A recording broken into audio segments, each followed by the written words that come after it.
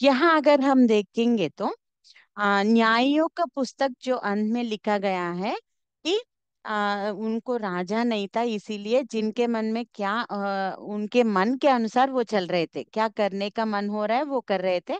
और सारे लोग दुष्टता में चले गए, मतलब मूर्ति पूजा और नैतिक जीवन में भी वो पतन हो गए थे। वैसे उनका परिस्थिति था, कहा न्यायों के पुस्तक में। तो वैसे ही कंटिन्यू हो रहा था उनका जीवन। तो पहले शमूएल में अगर हम देखेंगे तो वैसे इतने पतन स्थिति में जो उनका जीवन था, तब क्या हुआ पता है? सिर्फ केवल मनुष्यों का ही दुष्टता नहीं, बल्कि याजकों के जीवन में नहीं तो याजकों के परिवार में भी बहुत दुष्टता आ गई थी। वैसे परिस्थितियों में तब इज़राइल लोग थे।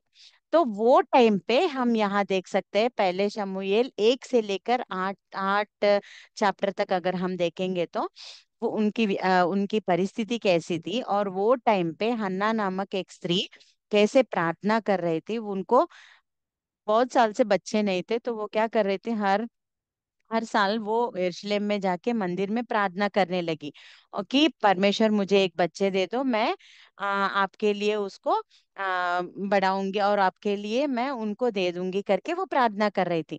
तो उनके प्रार्थना को सुनकर परमेश्वर ने उनको शमूएल शमूएल नामक एक लड़के को जन्म देने के लिए परमेश्वर ने दिया था।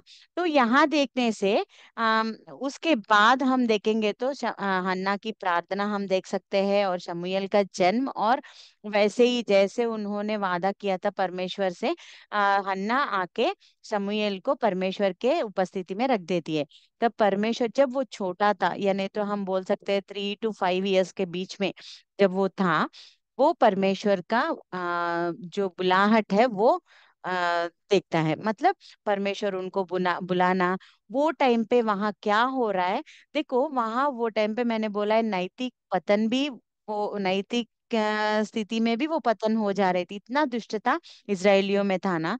परमेश्वर देख रहे थे किससे मैं बोलूं, क्योंकि देखो हमेशा जब कभी भी कुछ गलती हो रहा है, परमेश्वर किसी एक को चुन रहे हैं। पहले मूसा को बोल रहे थे इनमें ये गलती हो रहा है करके, तब मूसा उनको सुधारने के लिए करता। बाद में यहोशू था, उसके बाद कालेब था, उसके बाद न्यायी थे बहुत सारे लोग, है ना। देबोरा है, सैमसोन है, या नहीं तो गिद्योन है, यफ्ता, ऐसे बहुत सारे लोग थे। कभी भी कुछ गलती हो रहा है, परमेश्वर क्या कर रहे थे, उनको बोल के उनको सुधारने के लिए बोल रहे। मगर अभी उनकी व्यवस्था ऐसा हो गया, या नहीं तो उनकी परिस्थिति ऐसे हो गई कि कोई भी नहीं है अच्छे वाले। किसी को बोलने के लिए परमेश्वर ऊपर से देख रहे हैं तो कोई भी अच्छे वाले नहीं मिल रहे उनको। तो किसको बोलेंगे और परमेश्वर। वो टाइम पे मैं हमेशा जब भी ये पहला शमूएल पढ़ती हूँ ना, मुझे कितना अच्छा लगता है। देखो कितने दुष्टता में लोग चले गए, और परमेश्वर को कोई एक भी नहीं मिला कि उनके दुष्टता के बारे में बोलकर उनको सुधरने के लिए मौका देने के लिए। वो टाइम पे हन्ना की प्रार्थना जो है परमेश्वर के पास गया। अब हन्ना को इतने साल बच्चे क्यों नहीं है, वही टाइम पे बच्चे क्यों आए, और वो क्यों अर्पण की, ये सब अगर हम देखेंगे ना, वो कुछ एक्सीडेंटली नहीं हुआ है, वो परमेश्वर की योजना से हुआ है।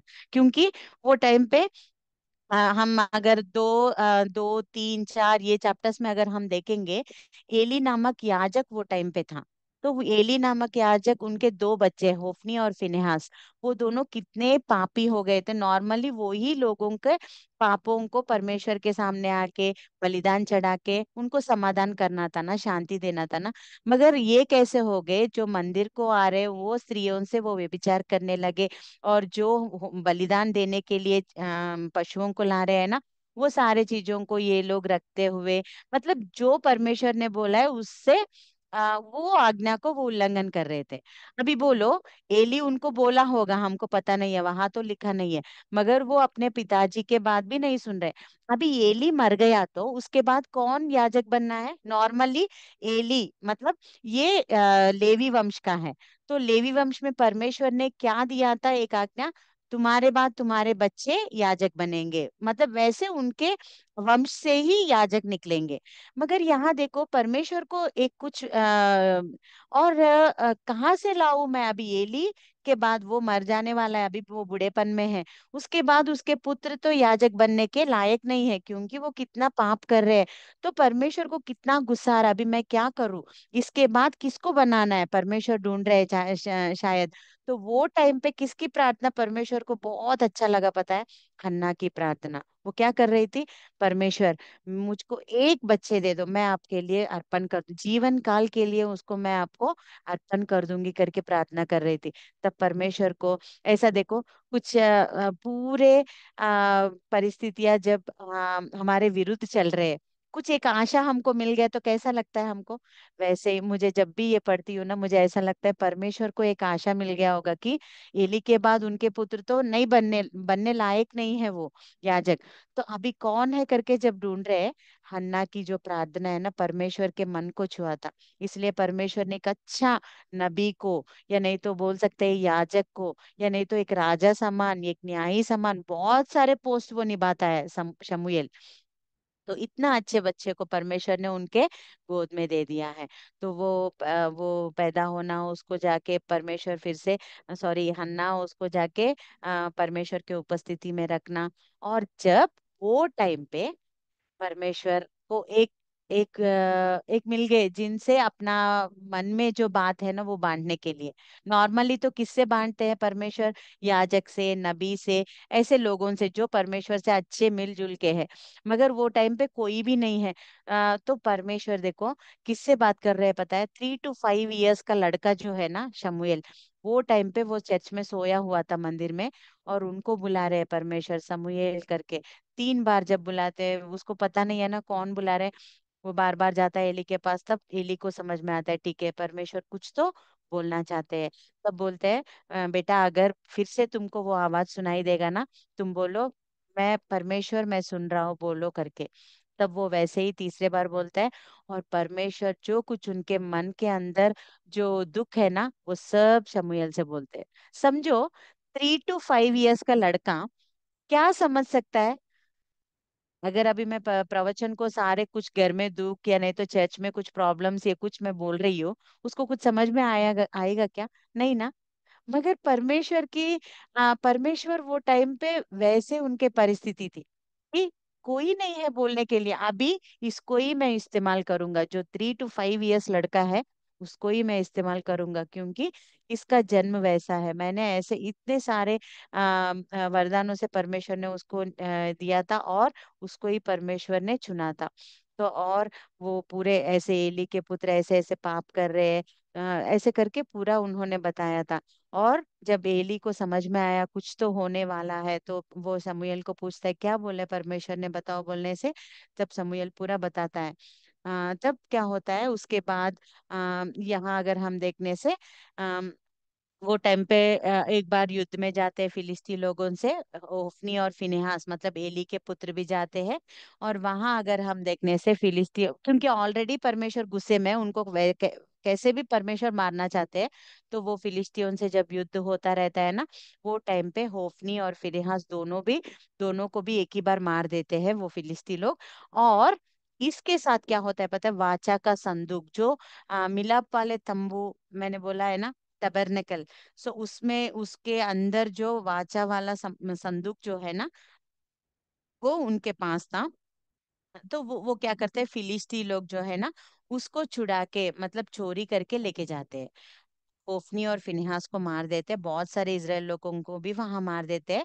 और वो जो वाचा का संदूक है ना, उसको चुरा कर लेके जाते हैं। तो ये फिलिस्ती लोग इतने में क्या होता है, वो जो समाचार है ना, एली को सुनाई देता है कि तुम्हारे दोनों पुत्र मर गए करके। तब वो एली ऐसे बैठा रहता है, तुरंत वो बात सुनते ही, क्या हुआ पता नहीं, हार्ट स्ट्रोक आया या नहीं तो क्या हुआ पता नहीं, वो तुरंत पीछे ऐसे गिर के वो भी मर जाता है। उसके बाद फिनिहास की पत्नी जो है ना, वो टाइम पे वो गर्भवती थी, प्रेग्नेंट थी। तो वो बात वो सुनते हुए क्या होता है, उसको वो पेन्स आने, डिलीवरी पेन्स आने लगते हैं।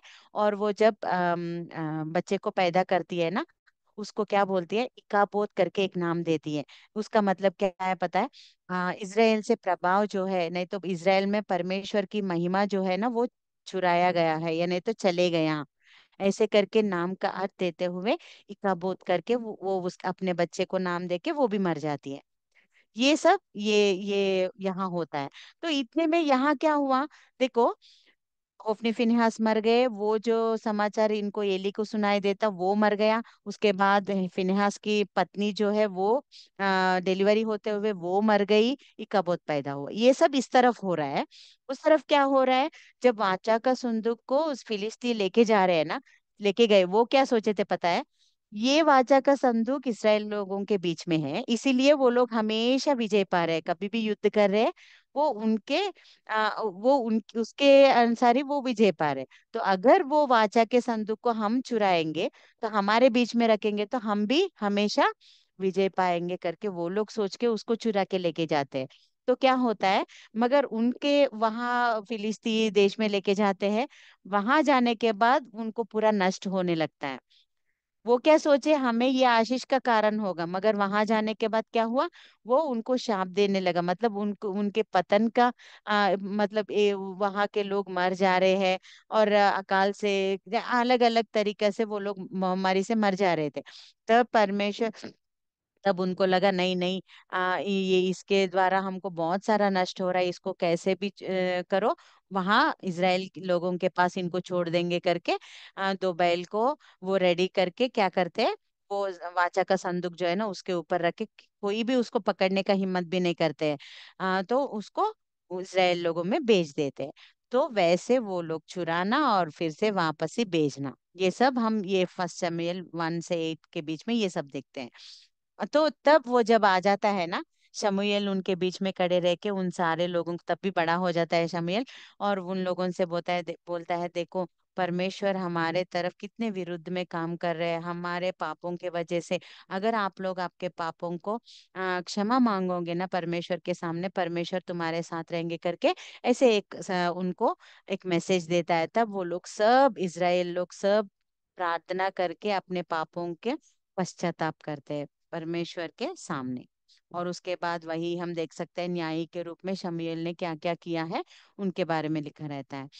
तो ये सब हुआ है ना। उसके बाद ये सब हो गया, वो टाइम पे इजराइल लोगों के मन में एक सोच आता है। देखो, फिलिस्तियों को राजा है, मोयाबियों को राजा है, अम्मोनियों को राजा, क्योंकि न्यायियों में उन्होंने देखा है ना, वही राजा इन लोगों को गुलामी में लेके जाते थे ना। वो सब सोच रहे उनको राजा है, इसीलिए उनके नियम निबंध है, या नहीं तो उनकी रक्षा कर रहे हैं। मगर हमारे बीच में इजरायलियों को एक भी राजा नहीं है, तो इसीलिए हम लोग ऐसे हैं, हमको एक राजा चाहिए, ऐसे करके उनके सोच में आता है। तब वो जाके शमूएल से बोलते हैं कि शमूएल, हमको एक राजा चाहिए, एक राजा हमारे बीच में से एक राजा को चुनो। तब शमूएल को बहुत दुख लगता है, और शमूएल जाके परमेश्वर से प्रार्थना करता है कि परमेश्वर, अब मैं क्या करूं, क्योंकि अभी तक जब से मिस्र देश से बाहर आए हैं अभी तक, न्याइयों के दिनों तक, आप ही उनका राजा बन के आप उनको चला रहे हो ना, वो बात वो लोग भूल गए, और राजा से भी ज्यादा युद्ध कर रहे हैं। परमेश्वर उनके राजा बन के उन सारे लोगों से इनको उनके ऊपर इनको विजय दे रहे हैं। और जो कुछ राजा नहीं कर पा रहा है वो भी कर रहे हैं परमेश्वर, क्योंकि राजा उनको भूख लग रहा है तो राजा खाना नहीं दे सकता है, पानी नहीं दे सकता है, मगर राजा से भी ज्यादा बनकर परमेश्वर उनको ये सब दे रहे, वो बात वो लोग भूल गए। अब मैं क्या करूं करके जब परमेश्वर से पूछता है शमूएल, जाके प्रेयर करता है, तब परमेश्वर बोलते हैं, दुख मत हो शमूएल, वो तुमको नहीं, तुम्हें नहीं इनकार कर रहे, वो मुझे ही इनकार कर रहे, तो क्या करो, उनको पहले बताओ अगर राजा आने से कैसे नियम निबंध रहते हैं, और कैसे क्या पॉजिटिव्स क्या है नेगेटिव्स क्या है, पूरा बताओ। उसके बाद उनको पूछो कि अभी राजा चाहिए क्या, अगर वो बोले राजा चाहिए तो उनको दे दो। तब वो शमूएल जाके सबको सब कुछ बताता है, अगर राजा है तो हमको ये सारे पॉजिटिव्स है और नेगेटिव्स भी है, वो हमारे बच्चों को गुलामी में लेके जाता है, और हमारा जो फल आता है ना, मतलब खेती है ना, उसमें से उनको देना पड़ता है, ये सब बोलते हैं। मगर वो बोलते हैं कुछ भी होने दो, हमें तो राजा चाहिए बस। तब वो बोलता है ठीक है, मैं तुम्हारे लिए राजा को अभिषेक करूंगा करके वो बोल के चले जाते हैं। ये सब हमको 1 शमूएल 1 to 8 चैप्टर्स में दिखाई देता है। ये सब एक भाग है। अभी हम देख रहे हैं पहले शमूएल से लेकर दूसरे इतिहास तक, मतलब फर्स्ट सैमुअल से लेकर सेकंड क्रॉनिकल्स तक हम अभी देखने वाले हैं। ये एक भाग है उसमें। पहला भाग क्या है, उनका परिस्थिति, इजरायलों का परिस्थिति जब राजा नहीं था, और वो लोग कैसे कैसे स्थिति में थे, और शमूएल को परमेश्वर ने कैसे जन्म दिया, ये सब हमने देखा है ना। एक बार उन्होंने पूछा है हमें राजा चाहिए, तो परमेश्वर उनके लिए राजा चुन रहे थे। अभी ये दूसरा भाग है, राजा। पहले बिना राजा का जीवन, राजा का जीवन, मतलब राजा जब से है उनका जीवन कैसा है, और यूनाइटेड किंगडम से डिवाइडेड किंगडम कैसे बन गया, और कैसे वो गुलामी में चलेगी, ये सब दूसरा और तीसरा भाग है, ठीक है। अभी हम दूसरे भाग में आ गए। राजा चाहिए पूछे, और वो समूएल वही काम में था, और परमेश्वर भी ढूंढ रहे थे कौन है इनके लिए राजा करके। वो टाइम पर पहले समूएल 9 to 15, अगर हम देखने से, परमेश्वर उनके लिए, इजराइल लोगों के लिए पहला राजा को अभिषेक करता है, वही है शाऊल। शाऊल राजा, वो जब अपने गधे को ढूंढने के लिए जब आता है ना, वो एक्सीडेंटली नहीं, परमेश्वर की योजना से समूएल के पास जाना, और समूएल को पूछता है मेरे गधे चले गए, तो वो कहाँ है, जब वो उनको पूछता है, समूएल बोलता है, हाँ तुम्हारे गधे तो तुम्हें मिलेंगे, मगर परमेश्वर तुमको और भी, तुम्हारे ऊपर और भी योजना है कि इसीलिए तुमको यहाँ लेके आए हैं, तुमको परमेश्वर राजा बनाना चाहते हैं करके तुरंत उनके पास जो ऑयल रहता है ना, उसको लेकर अभिषेक कर देते हैं, किसका, शाऊल का। और वहां आके सब लोगों के पास शाऊल को दिखा के समूएल बोलता है ये है तुम्हारा राजा, ऐसे करके जो बोलता है, वो लोग भी उनका मतलब राजा का सम्मान करते हैं, ये सब हो जाता है। उसके बाद ये 9 to 15 अगर हम देखेंगे, शाऊल का राजा बनना और उसके कार्य, वो कैसे परमेश्वर के कार्य किया और कैसे परमेश्वर के विरुद्ध के कार्य किया, वो सब हमको पहले समूएल 9 to 15 तक हम देख सकते हैं। क्या क्या किया अगर हम देखने से, अमोरियों पर विजय, बहुत अच्छा स्टार्टिंग उनका जीवन, राजा का जीवन, शाऊल का कितना अच्छा है पता है। वो गया, पहले बोलता था मैं एक राजा कैसे बनूंगा, मैं तो एक डरपोक हूँ, ऐसे बोलता है। मगर परमेश्वर जब उसका अभिषेक उनको देता है ना, वो अमोरियों के ऊपर कितना अच्छे से वो युद्ध करता है और विजय पाता है। तब वो लोग, सब लोग भी, इज़राइल लोग और शाऊल भी मानता है कि ठीक है, परमेश्वर ने मुझे सच में अभिषेक किया है राजा समान करके, वो भी मानता है। उसके बाद शमूएल उनको, सारे लोगों को बुला के एक बार, देखो परमेश्वर ने शाऊल के द्वारा कैसे विजय दिया है करके सबको समझाता है, और वो लोग भी खुशी हो जाते हैं, ये सब होता है। उसके बाद अगर हम देखने से, फिलिस्तीयों से युद्ध करने, अमोरियों से युद्ध पर तो विजय पा लिया, बाद में फिलिस्तीयों के युद्ध के ऊपर युद्ध में जाता है। वो टाइम पे क्या होता है, फिलिस्ती लोग इनसे युद्ध करने के लिए एक प्लेस में ये लोग युद्ध करते हैं ना, उस वहां ये लोग कैंप कैंप डालते हैं, मतलब या वहाँ तंबू डाल के वो लोग रहते हैं युद्ध करने के लिए।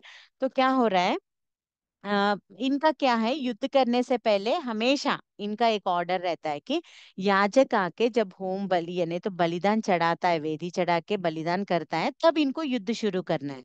उनका एक नियम था वो। मगर यहाँ क्या होता है, फिलिस्तीयों के ऊपर युद्ध में जाते हैं साउल और उनका सेना जो है वो लोग, मगर वहां 7 दिन वो वेट करते हैं, समूएल नहीं आता है। वो टाइम पे याजक कौन था, समूएल था ना। समूएल का देर हो जाता है, वो नहीं आ रहा है, तो इतने में शाऊल क्या बोलता है, लेके आओ वो पूरा वेदी चढ़ाओ, मैं ही बलिदान दे दूंगा करके बोलता है। और वो लोग जब लेके आते हैं, वो ऐसे बलिदान देकर, ऐसे सिर्फ बलिदान दिया, विद इन नो टाइम ऐसे बलिदान दिया और ऐसे मुड़ा। इतने में शमूएल राजा, सॉरी शमूएल आने लगा। और तब शमूएल देख के बोलता है तुमने क्या किया, तुम्हें पता चल रहा है, क्योंकि याजक के अलावा कोई भी बलिदान नहीं चढ़ाना है, वो उनका नियम है ना। मगर यहाँ शाऊल ने क्या किया, वो जो नियम है उसको तोड़ा है। तब परमेश्वर को गुस्सा आता है एक बार। तब समूएल बोलता है देखो तुम परमेश्वर के विरुद्ध काम कर रहे हो, एक बार सोच लो करके बोलता है।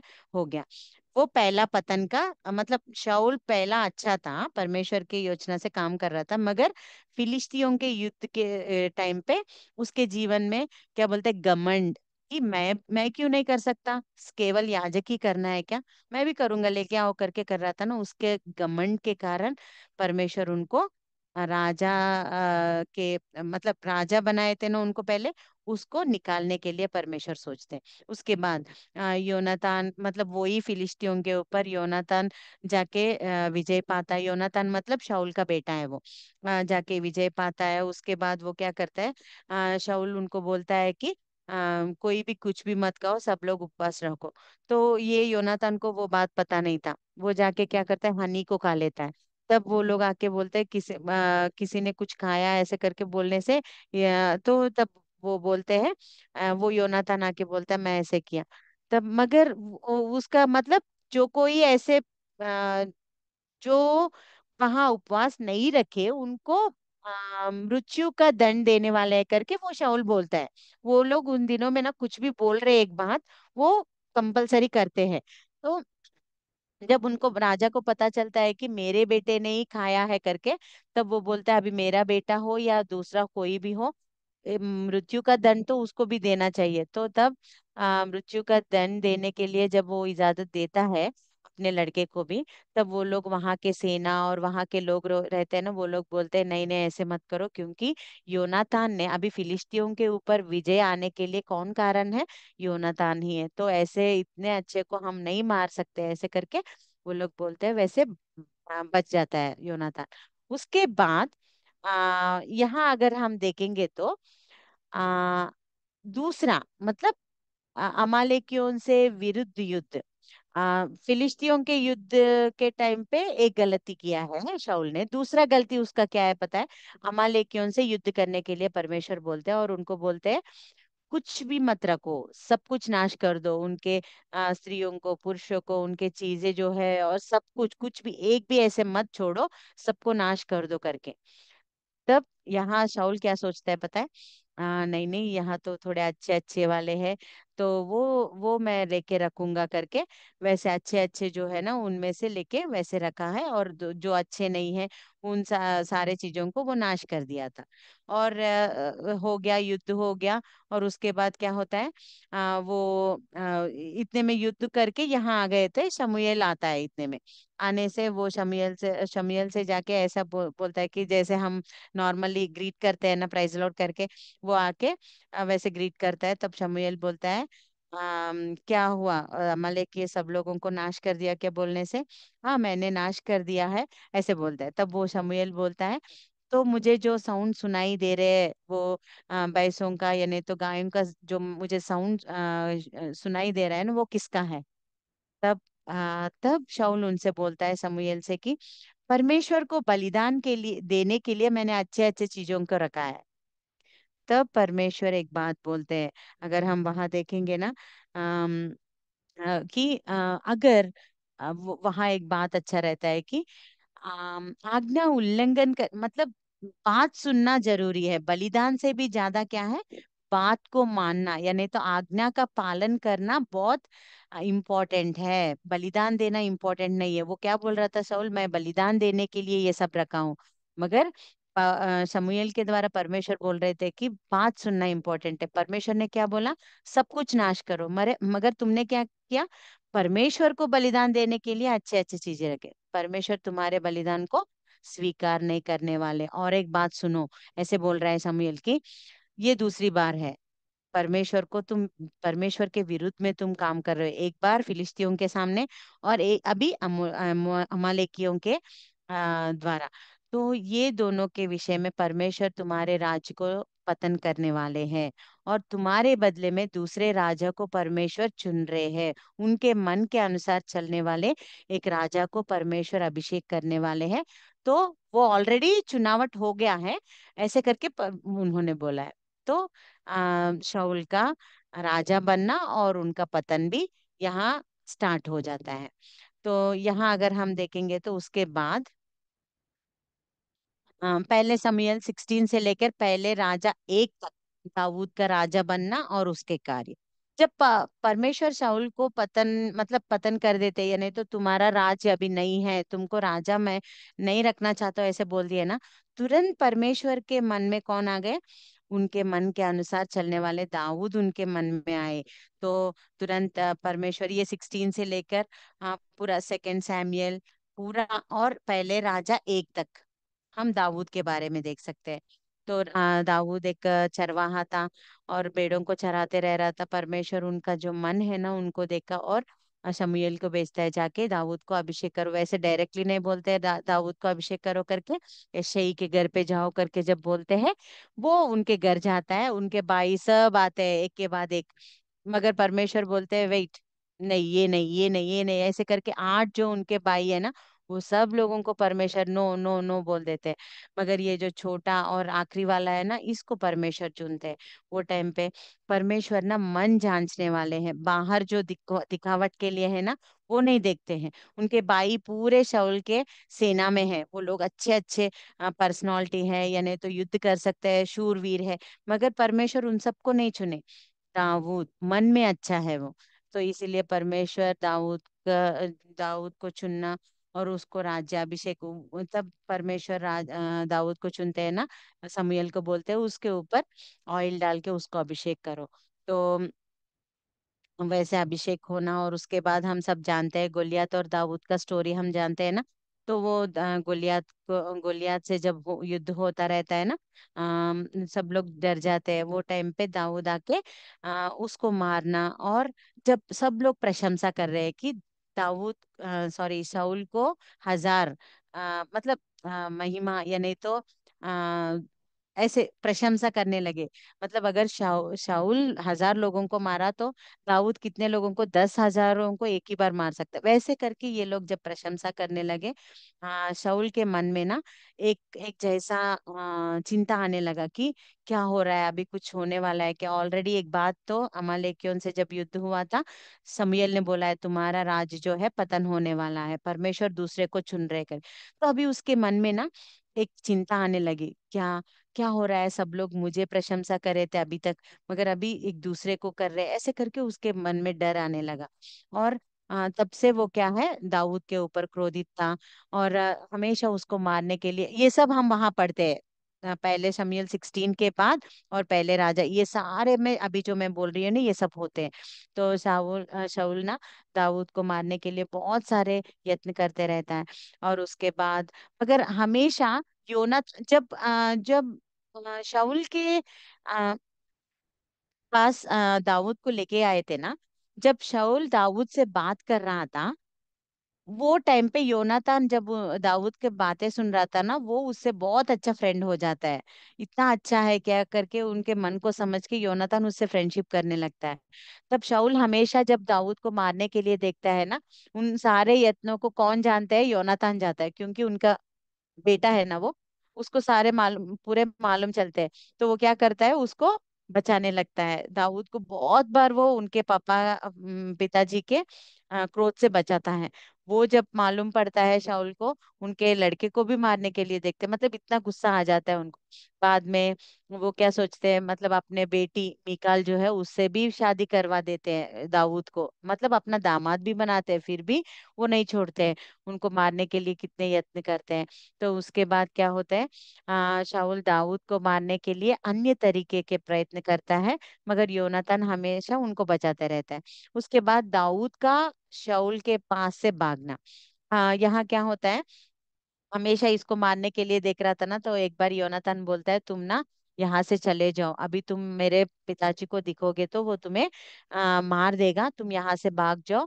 जब सब कुछ अच्छा हो जाएगा ना, मैं ही तुमको एक वर्तमान भेजूंगा, तब तुम यहाँ आ जाओ करके उसको भेज देता है।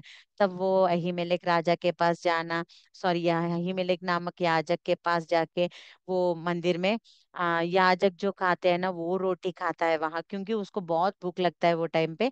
तो वो जब रोटी मांगता है, वो लेके आके देते हैं।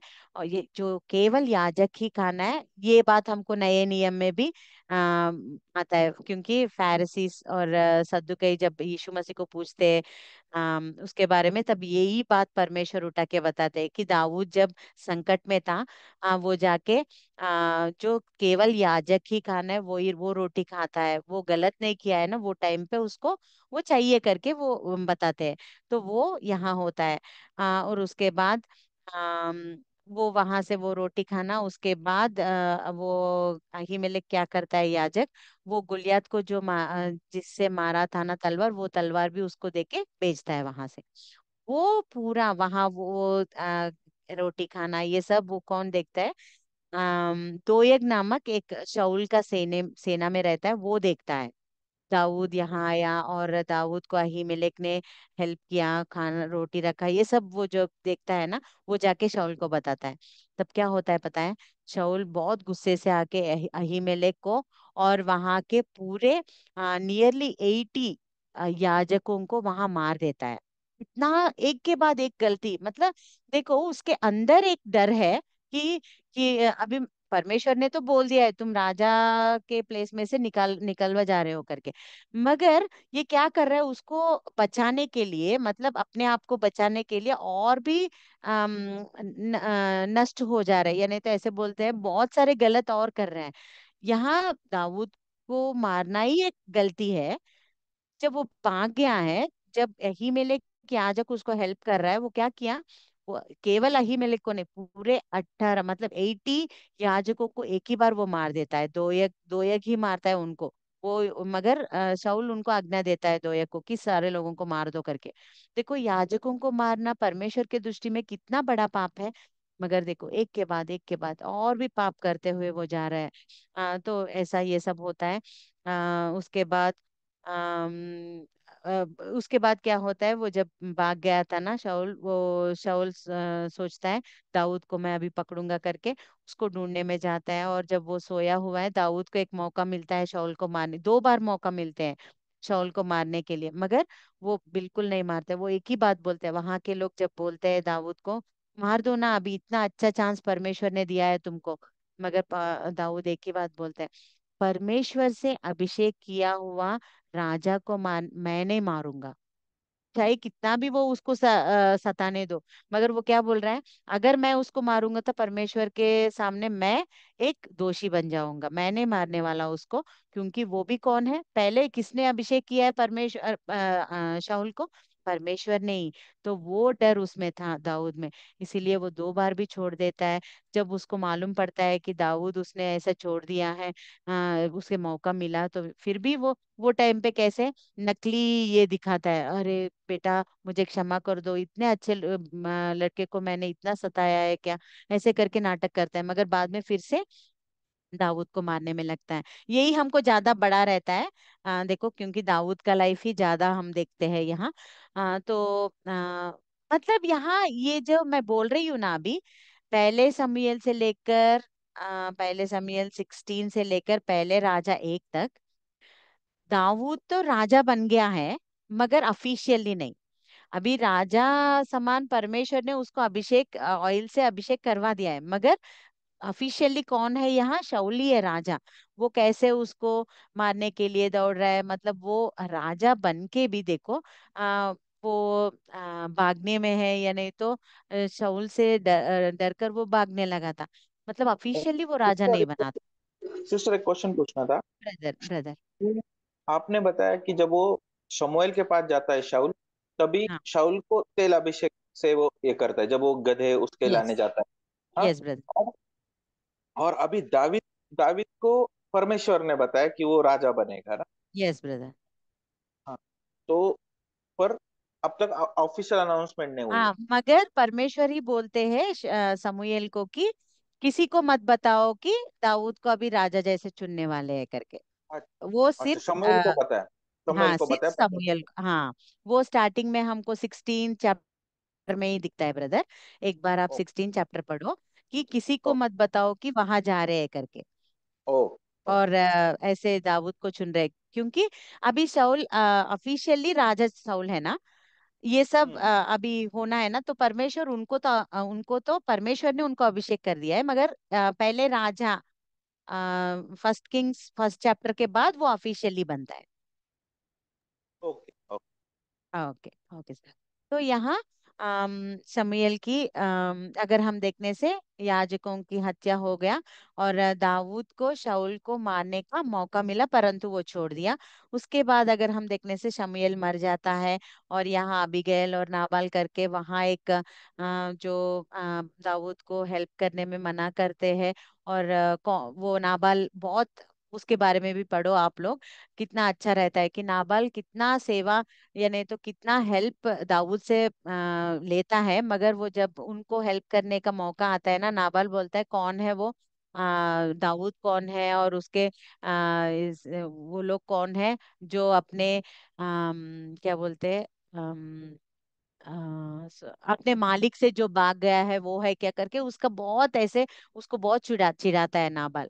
तब जब वो बात आके वो लोग बोलते हैं ना दाऊद को, दाऊद को बहुत गुस्सा आके उनको मारने के लिए, नाबाल को मारने के लिए उनके सेना मतलब उनके पास जो जो है, जब दाऊद भाग गया था ना शाऊल से, उसके साथ दाऊद को जो कोई प्यार करते थे, या नहीं तो वो परमेश्वर से चुने हुए करके उन किनको पता था, वो लोग सब दाऊद के साथ आ गए थे।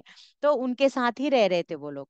तो यहाँ देखने से जब नाबाल के पास जाके उनको मारने के लिए ये लोग सब जा रहे थे, बीच में अबीगैल, नाबाल की वाइफ है वो अबीगैल बीच में आके उनसे विनती करते हैं कि मेरा पति जो है ना वो बहुत मतलब अच्छा नहीं है, वो जो से वो हेल्प पाता है मगर वो हेल्प करने का ये नहीं है, तो उसको छोड़ दो, उसके कारण आप क्यों दोषी बन जाओगे, उसको छोड़ दो, मैं उनके बदले में मैं ही तुमको जो कुछ चाहिए मैंने वो सब खाना बना के लाया है करके वो बीच में आके उन दोनों के बीच मतलब क्या बोलते हैं, शांति कर देती है उनके वाइफ आके। तब वो छोड़ देता है, मगर बाद में क्या होता है, अबीगैल घर जाने के बाद नाबाल से बोलती है कि ऐसे दाऊद आने वाला था और सबको मारने वाला था, ऐसे जब बोलते हैं ना, वो बात सुनते ही उसको हार्ट स्ट्रोक आ जाता है, और वो थोड़े दिन में वो मर जाता है। तो कौन, नाबाल। वैसे अबीगैल और नाबाल का वो सिचुएशन हम वहां देख सकते हैं।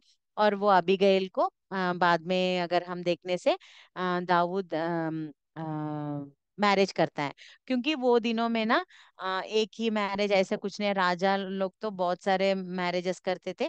तो मीकाल, एक शाऊल की लड़की मीकाल एक वाइफ है दाऊद की, और अबीगैल जो नाबाल की वाइफ है ना, वो जब नाबाल मर गया था उसके बाद अबीगैल को भी वो मैरिज करता है दाऊद।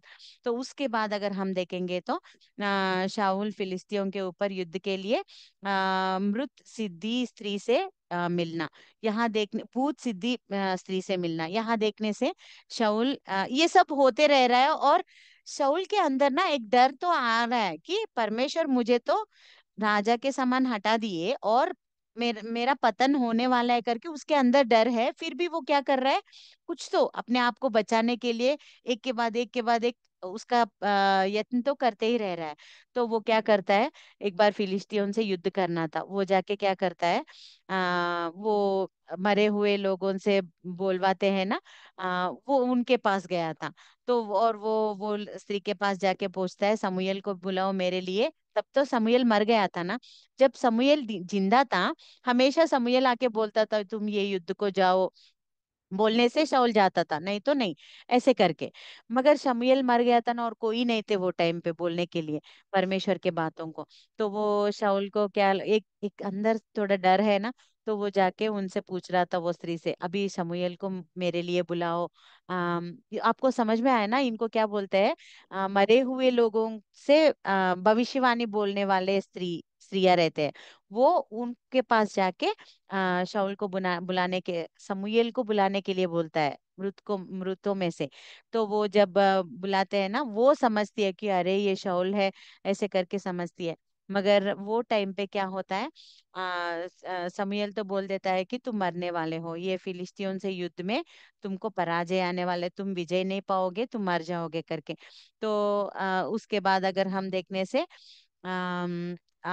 अमलेकियों के सिस्टर, विरुद्ध। Sister, brother. वो जब वो औरत इनको शमूएल को बुलाती है, हाँ ब्रदर। तभी शाऊल को वो अधोलोक से बुलाती है या नरक से बुलाती है, किधर से? क्योंकि अधोलोक स्वर्ग, से ही है ब्रदर, अधोलोक से ही है ब्रदर। अधोलोक से ही बुलाते हैं। हाँ। तब तक हाँ ब्रदर। तब तक स्वर्ग कोई नहीं गया फिर तब तक, नहीं हाँ। गया ना, हाँ हाँ ब्रदर। तब से वेटिंग चल रहा है। हाँ, इसीलिए वहाँ समूएल भी बोलता है कि शाऊल को कि तुम भी यहाँ आने वाले हो करके ऐसे बोलता है। वो अगर हम वहां देखेंगे ना, मतलब तुम मर जाने वाले हो ऐसे करके बोलना है शाऊल को। तब बोलता है तुम भी हमारे साथ यहाँ आने वाले हो, ऐसे करके। ओके। बोलो। तो उसके बाद अगर हम देखेंगे फिलिस्तीन से युद्ध करने के लिए शाऊल जाना, वहां उसका पराजय हो जाना, मतलब वो विजय नहीं पाता, और शाऊल और उसके बेटे, पुत्र वहां पूरे मर जाते हैं। और यहाँ अगर हम देखने से ये सब यहाँ हो रहा है, युद्ध में मर गया करके, जब दाऊद को ये इन्फॉर्मेशन आता है कि शाऊल और उनके बेटे मर गए करके, जब दाऊद बहुत रोता है, क्योंकि एक परमेश्वर से अभिषेक किया हुए करके वो एक बात है, और एक इसमें योनातान है ना, शाऊल का जो बेटा है योनातान, इसका बहुत बेस्ट फ्रेंड है वो, वो भी मर गया करके बहुत रोता है ये। उसके बाद अगर हम देखने से जो मतलब यहाँ शाऊल क्या होता है पता है, फिलिस्तीयों के द्वारा वो मर जाएगा करके उसको पता है। जब अंतिम में युद्ध आखिरी में आ रहा है, वो क्या होता है, अगर फिलिस्तीयों से मैं मर गया तो मेरा नाम वैसे ही रह जाएगा कि फिलिस्तीयों से हारा गया करके। नहीं नहीं, जब उसको लगा कि मैं अभी मरने वाला हूँ, तुरंत वहां के सेना, उनके सेना के लोग रहते हैं ना, उनको एक को बुला के वो बोलता है, देखो मुझे ये तलवार से मुझे मार दो, मुझे ऐसा ऐसा ये बात नहीं आना है, कि ये नाम नहीं आना है कि उनके हाथ में मैं मर गया करके। जब उनको बोलता है, तो यही मतलब ये जो जिनको ये पूछ रहा था ना, वो हेल्प करते हैं। तो वो जो हेल्प किया है ना, वो ही दाऊद को आके बोलते हैं कि शाऊल और उनके बेटे मर गए करके, ऐसे ऐसे मर गए, ये सब बोलते हैं ना। ये जो इन्फॉर्मेशन लेके आया है, वो दो लोग लेके आते हैं, उन दोनों को भी दाऊद मार देता है, क्योंकि एक परमेश्वर से अभिषेक किए हुए राजा को मैं ही डर गया था मारने के लिए, तो तुम कैसे मारोगे करके उन दोनों को भी वो इन्फॉर्मेशन लेके आए, और वो वहां हेल्प किए थे ना वो मरने के लिए, इसीलिए उन दोनों को भी वहां राजा मार देता है। तो ये सब होता है। और उसके बाद फर्स्ट पहले ये यहूदा का है ना, यहूदा के गोत्र में से है दाऊद। ओके। और शाऊल जो है ना, वो बेन्यामीन के गोत्र, बेन्यामीन गोत्र मतलब आपको याद आया ना, लास्ट न्यायियों के पुस्तक में हमने क्या देखा है, बेन्यामीन के सब लोगों को मार दिए थे, केवल थोड़े लोगों को वहां बचा के रखे थे, 600 शायद ऐसे कुछ, तो बेन्यामीन लड़के को, तो उनसे दूसरे स्त्रियों को विवाह करके, मतलब विवाह में देके, वैसे छोटा ही ग्रुप था उनका बेन्यामीन का। तो उनमें से आया पहला राजा, कौन है, शाऊल। और दाऊद जो है वो कौन से गोत्र में से आया है, यहूदा के गोत्र में से, ठीक है, 12 गोत्र में ये एक है। तो यहूदा के गोत्र में से आया। तो इसलिए पहले क्या करते हैं, वो इजराइल के लोग क्या करते हैं, शाऊल के सेनापति जो है उनके बेटे को राजा बनाने की, इश्बोशेत करके एक रहता है, उसको राजा बनाना है, ऐसे करके वो लोग देखते हैं। मगर यहूदा और बेन्यामीन, ये जो रहते हैं ना, इन दोनों ये दोनों क्या करते हैं, दाऊद को राजा बनाते हैं। तो यहाँ देखने से राजा जब ये बनता है ऑफिशियली, यहूदा का पहले स्टार्टिंग राजा, पहला राजा फर्स्ट और सेकंड चैप्टर में अगर हम देखेंगे, वो ऑफिशियली पहले यहूदा का राजा बना। बाद में वह इश्बोशेत मर जाना, और यहाँ थोड़े छोटे छोटे युद्ध होते रहते हैं, वो अभी वो एक एक करके बोलना है तो बहुत टाइम हो जाएगा, तो मैं ऊपर ऊपर बोल रही हूँ। तो वैसे छोटे छोटे युद्ध होते हैं, और इश्बोशेत भी मर जाता है। उसके बाद वो लोग भी आके दाऊद को ही अपना राजा बनाना चाहते हैं, मगर मतलब यहाँ सिर्फ यहूदा के बनाए थे राजा, अपने गोत्र के ऊपर दाऊद को ऑफिशियली राजा प्रकट किए थे। मगर बाद में वो इजराइल के सारे लोग आके मानते हैं कि ठीक है, परमेश्वर ने दाऊद को चुना है करके, वो लोग भी आके officially second Kings, I think second Kings second, sorry first king second chapter से, सेकेंड चैप्टर के बाद दाऊद ऑफिशियली इजराइल लोगों के ऊपर राजा बनता है। तो ये है, यहाँ अगर हम देखेंगे तो उसके बाद वो ऑफिशियली राजा बन गया। राजा बनने के बाद वो आराम से क्या बोलते हैं, सिंहासन के ऊपर बैठा नहीं है। वो पहले पहले जब मतलब दाऊद का मन देखो, वहां शाऊल का जीवन हमने देखा है ना, युद्ध का तो एक ही युद्ध अच्छा किया सिर्फ परमेश्वर के इसमें इससे, मगर बाद में फिलिस्तीयों के युद्ध टाइम पे उसको घमंड आ गया। अमालेकियों के युद्ध के ऊपर वो क्या किया, वो टाइम पे क्या, अभी परमेश्वर यानी तो याजक इम्पोर्टेंट है क्या, मैं भी कर सकता, ऐसे करके वो मतलब जो परमेश्वर ने बोला है वो बात बिना सुने वो परमेश्वर की आज्ञा को उल्लंघन करता है। मगर यहाँ दाऊद देखो, एक बार ऑफिशियली राजा बन गया, अभी तक तो कितने कष्ट यानी तो कितने संकट उसने उठाए थे, मगर एक बार ऑफिशियली राजा बनने के बाद वो पहला पहला विषय क्या सोचता है पता है? मैं तो आराम से अभी सिंहासन पर बैठा हूँ, मगर परमेश्वर का वाचा वाचा का संदूक जो है ना, वो वो कहाँ है? वो तंबू में ही है। मैं तो अच्छे राजमहल में बैठा हूँ, मगर वो तो यहाँ से वहां, वहां से यहाँ ऐसे घुमा रहे उसको। तो उसको भी लेके आना है यहाँ, यहाँ राजमहल में उसके लिए मैं अच्छे सा एक प्लेस बनाऊंगा, और वो वाचा का संदूक को यहाँ ही रखूंगा करके वो निर्णय लेता है। उसके बाद वो जब लेके आने के लिए देखता है ना, वो जब बीच में लेके आता है, वो टाइम पे उनको इतना ये नहीं था कि अगर वो संदूक को ऐसे पकड़ेंगे तो भी वो मर जाएंगे, क्योंकि पवित्रता वो बहुत इंपॉर्टेंट है वो टाइम पे।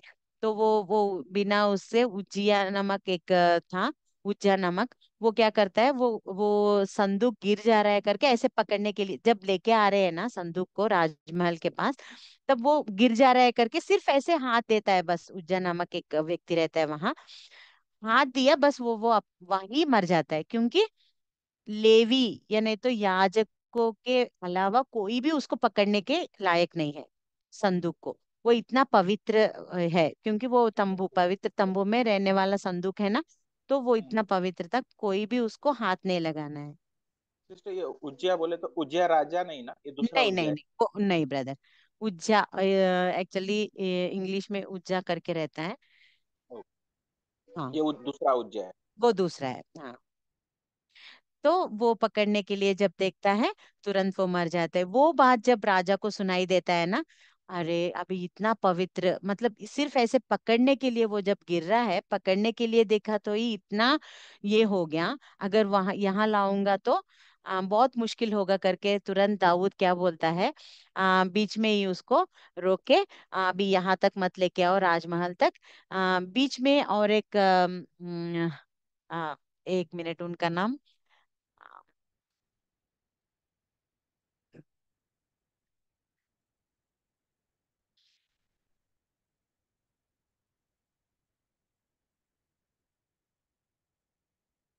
मैं उनका नाम बोलूंगी, बीच में और एक व्यक्ति के घर पे ही उसको रखते हैं। किसी को याद आया तो भी बोल सकते हो, क्योंकि ये जब संदूक लेके आते हैं ना, वो टाइम पे यहाँ बहुत मुश्किल है करके वो बीच में ओबेदो ओबेदेदोम ओबेदेदोम करके एक व्यक्ति के घर में रखते हैं। बोलते हैं थोड़े दिन के लिए यहाँ रखो, बाद में मैं राजमहल लेके जाऊंगा करके दाऊद बोलता है। मगर जब ओबेदेदोम के घर में वो संदूक जाता है ना, उनके घर में 3 महीने रहता है, मगर कितना आशीष उनके परिवार में वो देखते हैं, बहुत आशीष देखते हैं। वो जब फिर से वो दाऊद को मालूम चलता है, मालूम पड़ता है कि वो ओबेदेदोम का परिवार जो है वो बहुत आशीष पा रहा है वो संदूक के वजह से करके, जब उसको पता चलता है, तुरंत वो क्या करता है, वहां से उसको राजमहल लेके आने के लिए इजाजत देता है। जब वो उसको बोलता है कि वहां यहाँ लेके आओ, तब वो अपने आप वो जाता है, दाऊद जाके उसको लेके आने के लिए, मतलब लेवी लोग याजक लोग रहते हैं उसको पकड़ने के लिए, मगर एक अच्छे क्या बोलते हैं, रेस्पेक्टेबल मैनर में उसको लेके आना है राजमहल में करके, वो जाता है। और जब वो लेके आते हैं ना, वो वहां डांस करते हुए, मतलब अपने आप को भूलकर वो डांस करते रहता है। जब वो मिकाल, उसकी वाइफ जो है मिकल, देखती है ना, उसको चिढ़ाने लगती है, एक राजा होकर तुम ऐसे नाच रहे हो करके, तब वो राजा उसको बोलता है कि मैं परमेश्वर के सामने नाच रहा हूँ, ये सब नहीं देख रहा हो कि कौन है क्या है, मगर मैं ऐसे जब नाच रहा हूँ, तुमने ऐसा बोला नहीं, इसके कारण तुम बिना संतान के रह जाओगे करके ऐसे शाप उसको दिया जाता है। और वो हमेशा के लिए, मतलब जब तक वो मर गई तब तक वो बिना संतान के ही रह जाती है। उसके बाद दाऊद को नातान नबी का संदेश एक बार वैसे ही आराम से है संदूक को लेके आ गया, और जब वो राजमहल में था, एक बार नातान आके बोलता है कि परमेश्वर नातान नातान आके जब उससे बात करता है, दाऊद बोलता है कि परमेश्वर के लिए मैं कुछ बनाऊंगा, मतलब एक अच्छा मंदिर बनाऊंगा करके वो अपना जो इच्छा है ना वो बोलता है। तब नातान उससे बोलता है कि परमेश्वर ऐसे बोल रहे हैं कि तुम्हारे हाथ ना खून से भरे हुए, क्योंकि बहुत सारे युद्ध तुमने किया है ना, तो खून से भरे हुए हैं। तो तुम इसके मतलब परमेश्वर तुमसे ये मंदिर नहीं बनवाना चाहते हैं, मगर बल्कि परमेश्वर तुम्हारे गर्भ से जो आएगा ना उससे वो बनवाएंगे करके वो बोलते हैं। और जब दाऊद प्रार्थना करता है और प्रार्थना करता है कि मेरा और मेरा मैं और मेरे परिवार पूरे आपके उपस्थिति में हमेशा के लिए रहने के लिए हमें मदद करो प्रभु जी करके प्रार्थना करता है। और उसके बाद दाऊद का बेतशेबा से पाप करना, और उचिया मतलब उसके उरिया उसके हस्बैंड को मार देना युद्ध में। और बाद में नातान आके बोलता है तुमने ऐसा किया है, एक कहानी के रूप में उसको बताता है। और जब वो बात सुनता है ना, ऑलरेडी वो बहुत पश्चाताप कर रहा है अपने हृदय में। तब तुरंत जब नातान आके बोलता है, वो परमेश्वर के सामने कितना रो रो के प्रार्थना करता है कि परमेश्वर ये मुझसे दूर कर दो, मैंने पाप किया है, ऐसे करके वो बहुत रो के पश्चाताप करता है। तो तुरंत परमेश्वर उनको क्षमा कर देते हैं, मगर हमेशा पाप का जो है पनिशमेंट मिलता है। तो यहाँ परमेश्वर ने उसको माफ कर दिया, मगर पनिशमेंट तो दिया है। परमेश्वर बोलते हैं तुम्हारे परिवार में हमेशा के लिए कल मरिया नहीं तो युद्ध चलते ही रहेंगे, ऐसे बोलते हैं। उसके बाद में ये जब पश्चाताप हो गया, तुरंत उनके जीवन में उनके परिवार में युद्ध शुरू हो जाते हैं। अमनोन मतलब उनके बेटा अमनोन है, दाऊद का बेटा अमनोन है, और बेटी तामार है, उन दोनों के बीच में मतलब अमनोन तामार की अत्याचार करना। और जब वो तामार के भाई अबशलोम को पता चलता है, वो अमनोन को मार देता है और मार के भाग जाता है। भाग जाने के बाद दाऊद जब उनके हृदय में अभी दोनों लड़के को मैंने खो गया ऐसे करके जब उनके हृदय में था, फिर से उनको आने के लिए बोलते हैं अबशलोम को क्षमा करके। तब वो अपने आप वो जब फिर से वापसी आ जाता है ना यरूशलेम में अबशलोम, तो वो अपने आप को राजा प्रकट कर लेता है। कौन था राजा नॉर्मली? दाऊद था।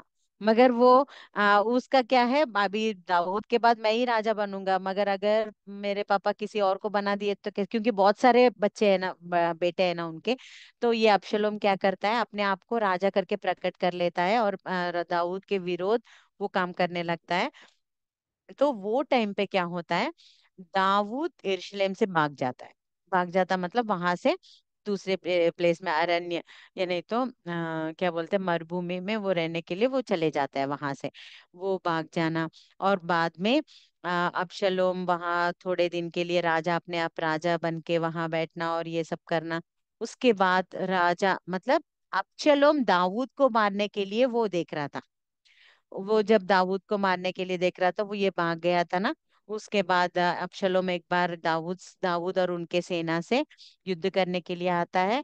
वो टाइम पे अगर हम देखने से ऐसे वो गधे पर जाता है, जाने से उसका अबशलोम का जो बाल है ना वो बहुत बड़े हैं, एक लड़की के बाल कैसे रहते हैं वैसे रहते हैं। तो वो एक बार क्या होता है, वो जब युद्ध में आ रहा था ना, वो घोड़े को बहुत फास्ट चला रहा था।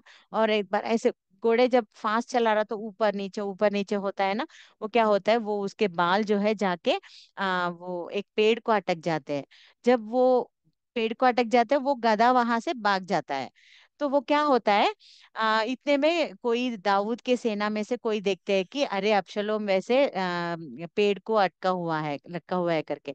तब वो बोलता है चलो आ जाओ अभी उसको मार देंगे, यही अच्छा मौका है, क्योंकि दाऊद को वो मारने के लिए देख रहा है ना, हमारे राजा को वो मारने के लिए देख रहा है ना, ऐसे करके मार दो करके जाके वहां के लोग उनको जाके तलवार से मार देते, तुरंत वो मर जाता है।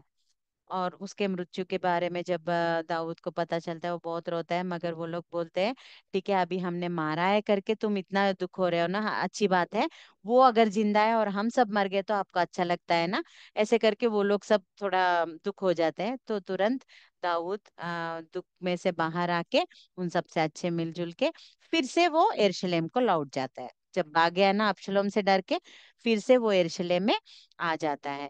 वैसे उसके बाद आने के बाद मेफीबोशेत, योनातान जब उसको बचा रहा था ना शाऊल से, पहले स्टार्टिंग में मैंने बोला था ना, वो टाइम पे योनातान से वो एक प्रॉमिस करता है। योनातान ही उससे एक वादा लेता है कि तुम तो का राजा बनोगे, जरूर बनोगे, मुझे पता है, क्योंकि परमेश्वर की योजना है तुम्हारे ऊपर। मगर एक बात मैं तुमसे चाहता हूँ कि जब मैं मर जाऊंगा, अगर तुम राजाओं बनोगे, तब मेरे संतान को आप दया करके उनके ऊपर कृपा करो, उनको मारो मत, ऐसे करके वो उनसे एक वादा लेता है। तब वो जब फिर से यरूशलेम लौट गया ना, वो बैठ के सोचता है, कोई है क्या योनातान के खानदान में जिनको मैं लेके आकर उनको करुणा दिखा सकूं, ताकि मेरे फ्रेंड के वजह से, ऐसे करके जब सोच के उनको बोलता है, एक आके बोलता है कि मेफीबोशेत नामक योनातान का बेटा एक है, वो लंगड़ा बन गया था, तो वो है करके, तो उनको लेके आकर उनके ऊपर कृपा दृष्टि, मतलब उनके अपने अपने बच्चों के समान उनको अपने साथ रखता है। उसके बाद अगर हम देखने से गिबोनियों का बदला लिया जाना, ये सब रहता है। और दाऊद के विजय और स्तुति गीत, मतलब गिबियोनियों के ऊपर कैसे विजय पाया परमेश्वर, उसके बाद वो एक गाना गाता है, 2 चैप्टर्स में वही हमको दिखता है वहां। उसके बाद लास्ट में, मतलब यहाँ अगर हम देखेंगे, आ, दाऊद ना जनगणन करना चाहता है, मतलब गिनती करना चाहता है कितने लोग हैं।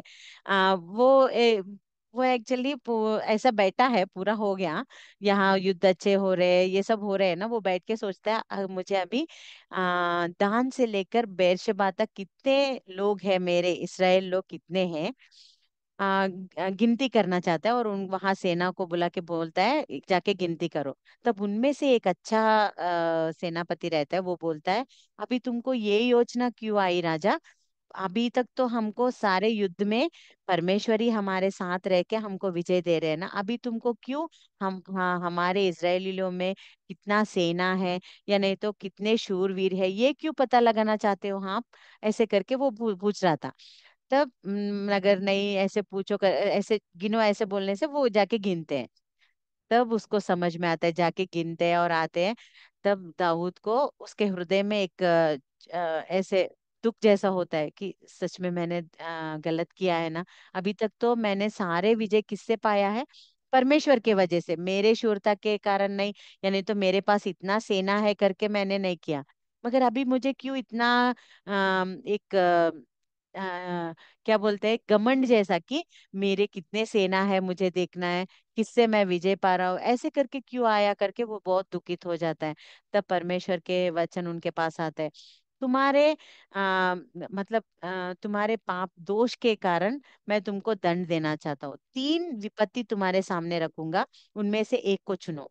एक, पहला, 7 वर्ष का अकाल, ड्राउट फॉर 7 इयर्स। उसके बाद 3 महीने तक शत्रु तेरा पीछा करेगा, मतलब 3 मंथ्स के लिए तुम्हारे शत्रु तुमको मारने में, सताने में रहेंगे। और तीसरा क्या है, 3 दिन तक मरी फैलाऊ, मतलब महामारी, कुछ तो ऐसे ऐसा पीढ़ी कुछ तो 3 दिन के लिए, 7 वर्ष या 3 महीने या 3 दिन। जब वो पूछते हैं, दाऊद बोलता है, इतने दिन के लिए बहुत मुश्किल है, और मनुष्यों के हाथ में पड़ने से अच्छा परमेश्वर के हाथ में गिरे तो अच्छा है करके, वो क्या करता है, 3 दिन का महामारी के लिए वो मान लेता है। तब वो स्टार्ट हो जाता है, पीढ़िया पीढ़ी आने लगता है 3 दिन के लिए। वो 3 दिन भी नहीं जाता है, स्टार्ट हुआ इतने में 70,000 लोग मर जाते हैं पूरे इसराइल में। तब फिर से वो प्रार्थना करने लगता है, अरे परमेश्वर मुझे क्षमा कर दो परमेश्वर, क्योंकि मेरे वजह से इतने सारे इसराइल लोग मरने के लिए मैं नहीं मानूंगा, चाहिए तो मुझे और मेरे परिवार को आप शिक्षा दो, उन सारे लोगों को नहीं करके। वो प्रार्थना करता है, तुरंत परमेश्वर उनके ऊपर करुणा दिखाकर उनको रोक देते हैं। तो ये इसके बाद दाऊद वृद्धावस्था में आ जाना, उसके बाद सलोमोन को राजा बनना, दाऊद की मृत्यु, ये सब हम देखते हैं नेक्स्ट। ये यहाँ तक सलोमोन दाऊद के जीवन तक, ठीक है। मतलब पहला समूएल, दूसरा समूएल, आखिरी तक अगर हम देखेंगे तो बिना राजा का जीवन, राजा का जीवन में राजा, पहले राजा शाऊल और दूसरा राजा दाऊद, यहाँ तक हमने देखा है। 1 मिनट।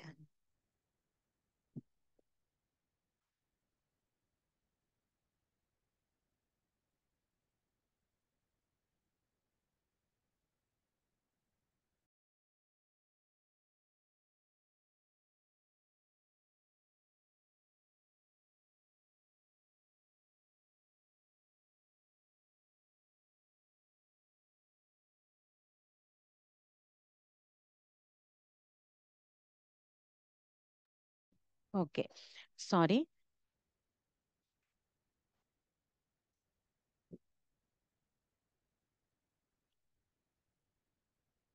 बाद में अगर हम देखेंगे तो, एक मिनट।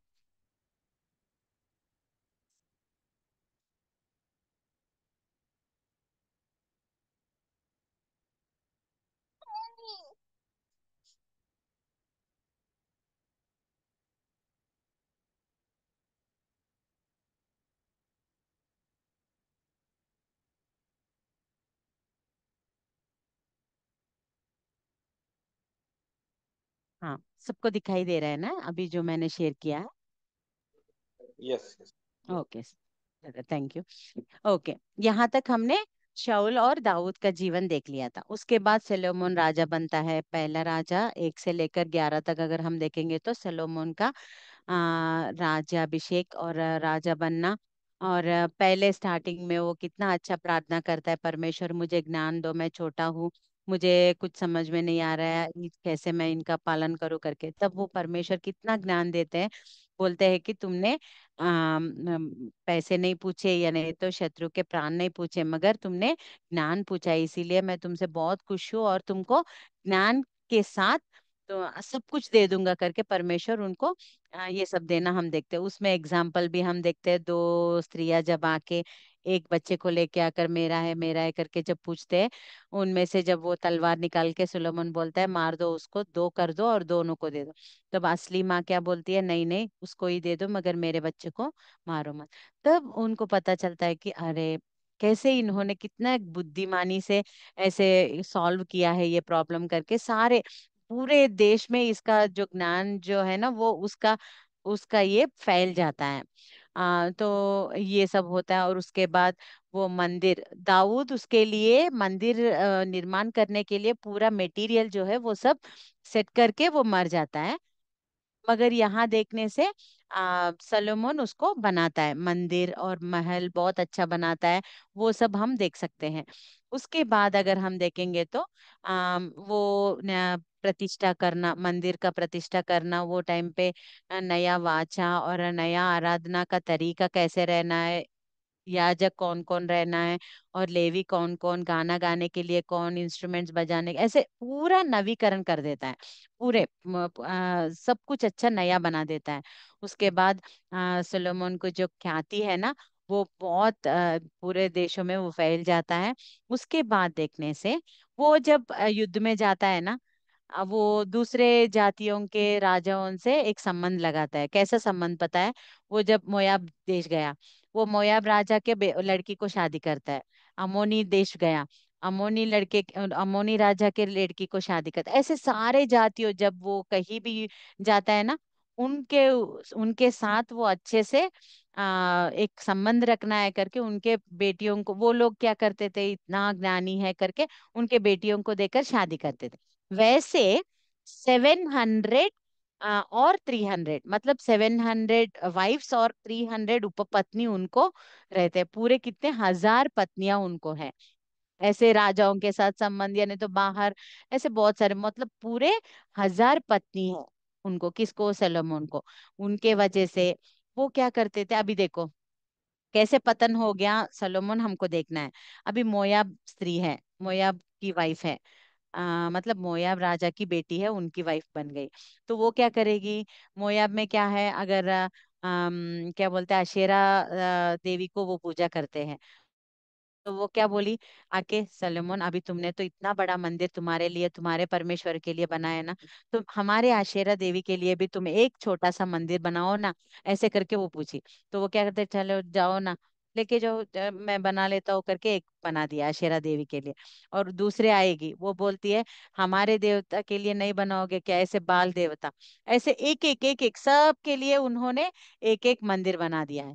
और उसके बाद क्या किया, सिर्फ मंदिर बनाने तक रुक गए क्या? बोलने से नहीं, उनके पत्नी के साथ, क्या अभी हमेशा तुम तो तुम्हारे मंदिर जाते हो, हमारे हमारे मंदिर के पास भी आके एक बार जस्ट आओ ना, ऐसे करके लेके जाते थे। वो क्या करने लगा, मूर्ति पूजा करने लगा। उनका पतन स्टार्ट हो गया। क्योंकि अभी तक सलोमन, परमेश्वर ने जो ज्ञान दिया उसके अनुसार बहुत बुद्धिमानी से अच्छे से वो काम किया। जब वो उसके पत्नियां उसको प्रेरित करके मूर्ति पूजा करवाने लगे, वो जब उनके बात सुनने लगा, और क्या हो गया, वो उसका पतनावस शुरू हो गया था। मतलब 1 से लेकर 11 तक उसका जीवन अच्छा ही था, मगर उसके पत्नियों के कारण 11 अध्याय में हम देख सकते हैं कि उसका पतन शुरू हो गया। इसीलिए परमेश्वर उनसे बोलते हैं कि उनके मृत्यु से पहले तुमने जो ये काम किया है ना, मूर्ति, इतने सारे मूर्ति इज़राइल में तुमने रख दिया है, अभी तुम ही नहीं, तुम्हारे पत्नियों के वजह से तुम जाओगे, मगर लोग, हमारे राजा मूर्ति पूजा कर रहे हैं, तो हम क्यों नहीं करेंगे करके लोग भी आएंगे ना।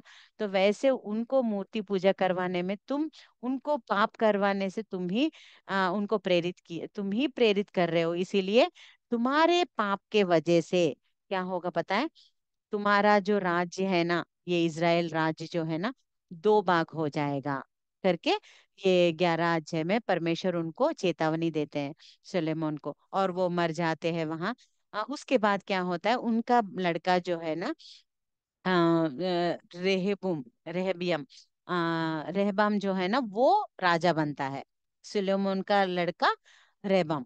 तो वो राजा बनता है। वो टाइम पे क्या होता है, ये रेहबाम क्या करता है, उनके जो काउंसलर्स, या नहीं तो क्या बोल सकते हैं, नॉर्मली राजा के पास थोड़े सोच देने वाले, सोच बोलने वाले रहते हैं ना, तो वो क्या करते हैं, यहाँ इसके पास कौन है, जवान है, जवानी।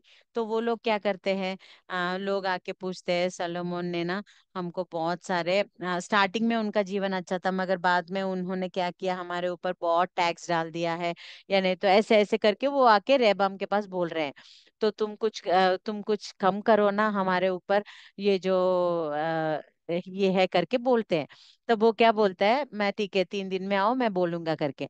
रेबाम, उनके काउंसलर्स जो है ना, वो सब लोग कौन है, जवानी है, वो लोग क्या है, इतना ये सोचते नहीं है ना, वो बोलते हैं ठीक है, अभी फिर से आएंगे वो लोग तुम्हारे पास, उनको बोलो मेरे पापा सलोमन जो है ना, उनके ये जो थंबनेल जो रहता है ना, थंबनेल, उससे भी मेरा जो छोटा फिंगर जो रहता है ना, मतलब हमारे फिंगर्स में थंबनेल और छोटा फिंगर जो रहता है ना, मेरे पापा के थंबनेल से भी मेरा जो छोटा उंगली रहता है ना, वो बहुत बड़ा है करके बोलो उनसे। मतलब मेरे पापा से भी और भी बड़े टैक्सेस, या नहीं तो वो सब मैं तुम्हारे ऊपर रखने वाला हूँ, ऐसे करके बोलो करके वो लोग बोलते हैं। वो वैसे ही उनको उत्तर देता है जब वो आते हैं। तब क्या होता है, वो लोग बोलते हैं नहीं, अभी ये इसको हमें राजा नहीं रखना है, तो हम और एक राजा को चुन लेंगे करके, वही टाइम पर एरोबाम नामक, पहला वो शलोमोन के पास वो सेना में था। उसके बाद वो भाग जाता है, फिर से वो आता है यरूशलेम में, जब उनको पता चला सोलोमन मर गया है करके। वो आके जब वो आता है, वो लोग क्या करते हैं, इजराइल लोग एरोबाम को राजा बनाने के लिए सोचते हैं। रहबाम अभी ऑलरेडी राजा है ना, तो ये लोग बोलते हैं नहीं, अभी रहबाम हमारे लिए राजा नहीं रहेगा करके, 10 गोत्र पूरे मिलके एक होके क्या बोलते हैं, ये रहबाम को हम राजा नहीं रहने देंगे हमारे साथ, क्योंकि हमको बहुत वो सता रहे करके। तो हम, वो लोग बोलते हैं, वो 10 गोत्र, हम एरोबाम नामक सलोमोन का जो दास था ना पहले, वो फिर से आया है, उसको हम राजा बनाएंगे करके उनको राजा बनाते हैं। और वो इज़राइल का राजा, मतलब 2 भाग हो गया है ना अभी। तो एरोबाम 10 गोत्र इज़राइल का राजा बन गया, Uttar Uttar side, north side. और उसके बाद साउथ साइड जो है, यहूदा, वो 2 गोत्र जो है, यहूदा और बेन्यामीन, ये 2 गोत्रों का रेहोबाम जो सलोमोन का पुत्र है ना, वो ही पालन कर रहा था। 10 गोत्र अलग हो गई ये 2 गोत्र से। तब 2 भाग में राज्य विभाजन हो गया था, यहूदा और इज़राइल। मैं अभी बाद में चार्ट आपको दिखाऊंगी, इजी में समझ में आएगा। उसके बाद ये सब हमको पहले राजा 12 से लेकर 16 तक दिखाई देता है। उसके बाद पहले राजा 17 से लेकर आखिरी तक। एलिया, एलिया को पता है ना, एलिया भविष्यवक्ता है ना, उसके कार्य, उसने परमेश्वर के लिए क्या क्या किया है, वो कैसे परमेश्वर के लिए चेतावनी राजा लोगों को दिया है, वो सब हम उनके कार्य देख सकते हैं।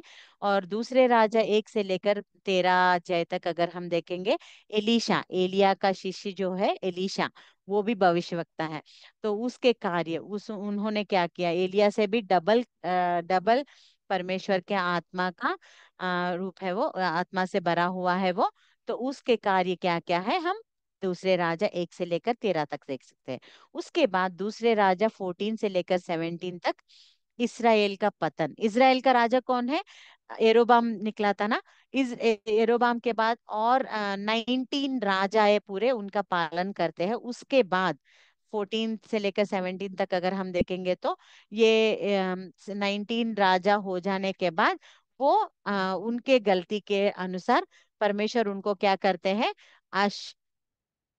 अशूर के मतलब अशूर राजा को उनको बुलाकर उनको गुलामी जैसे बेच देते 722 BC में। मतलब इसराइल देश का पतन हो जाता है। इसराइल वो 10 गोत्र, 12 गोत्र में 10 गोत्र का पतन, वो इसराइल बोलते हैं ना। तो उसका पतन अश्शूर राजा के साथ होता है 722 BC में।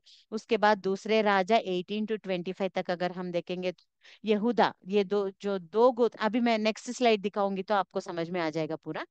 वो यहूदा का पतन अगर हम देखने से बाबिलोन बाबिलोन का आक्रमण से, मतलब परमेश्वर यहूदा के लोगों को बाबिलोन को गुलामी जैसे बेच देते हैं। वो 586 BC में होता है। वो टाइम पे यरूशलेम का विनाश हो जाता है, मंदिर नष्ट हो जाता है। तो ये मैं अभी दिखाने वाली हूँ, देखो। ये है फ्लो चार्ट। देखो, पहले शमूएल 9 तक, अब राजाओं का कुछ ये नहीं था ना, शमूएल ही उनको देख रहा था ना। 9 से लेकर दूसरे इतिहास 36 तक हम ये सब देखते हैं। पहला शाऊल राजा, शमूएल उनके टाइम पे ये क्या है, भविष्य वक्ता के नाम, वो टाइम पे कौन है करके, ठीक है। प्रॉफिट्स कौन है करके, वो राजाओं के टाइम पे कौन है प्रॉफिट्स, मैंने वो ब्रैकेट्स में दिया है। शाऊल के टाइम पे शमूएल था। दाऊद के टाइम पे नातान और गाद करके ये दोनों थे। उसके बाद उसके बाद सलोमोन के टाइम पे अहिया और इद्दो करके ये दोनों थे प्रॉफिट्स। तो ये तीनों के टाइम पे पूरा यूनाइटेड किंगडम था, मतलब 12 गोत्र मिलके थे। शाऊल, दाऊद और सुलेमान के टाइम पे 12 गोत्र को मिला के इज़राइल के वंश बोला गया था। ओके, और ये इज़राइल के राजा थे ये तीन। मगर सुलोमोन के पाप के वजह से परमेश्वर ने उनको बोला तुम्हारा राज्य 2 भाग हो जाएगा, मगर मैं क्यों तुमको भाग दे, नॉर्मली तो तुम्हारे हाथ में से निकाल देता था, मगर दाऊद को जो मैंने वादा किया था कि तुम्हारे बच्चे यानी तो तुम्हारे संतति जरूर राजा के रूप में रहेंगे, और तुम्हारे संतति में से ही, दाऊद के संतति में से ही परमेश्वर यीशु मसीह को लेके आने वाले थे ना। तो इसीलिए उनको 2 दिया गया है, 2 गोत्र उनके हाथ में रखा गया है। नॉर्मली है तो परमेश्वर के गुस्से से परमेश्वर पूरा उनके हाथ में से निकाल देते थे। एक मिनट,